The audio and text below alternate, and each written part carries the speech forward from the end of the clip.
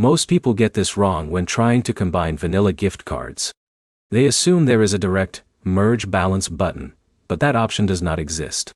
And that's where the confusion starts, because one wrong step can leave your money stuck or temporarily blocked. Here's the truth no one tells you. You cannot physically combine two vanilla gift cards into a single card. But you can combine their spending power in smart ways so you can use them like one balance. And in the next few minutes, I'll show you the easiest working method that people actually use in 2026 without losing money. First, you need to understand how vanilla gift cards work. Each card is preloaded and locked to its own balance.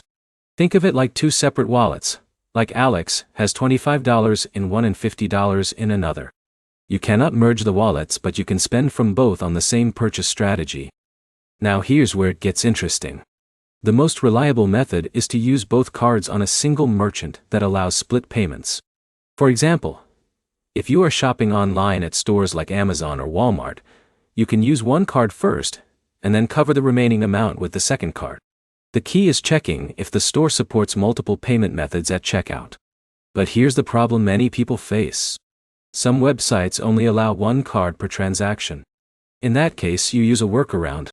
You first apply one vanilla gift card for part of the purchase, then pay the remaining balance using a second payment method like PayPal or a debit card.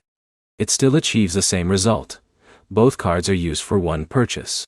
Now here's another simple trick.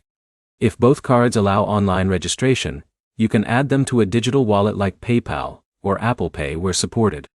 Once added, you can choose them during checkout and effectively stack their usage across transactions. Before you try this, make sure both cards are activated and registered with correct billing details.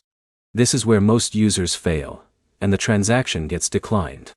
To summarize, you cannot technically merge vanilla gift cards, but you can combine their spending power through split payments, mixed checkout methods, or digital wallet usage.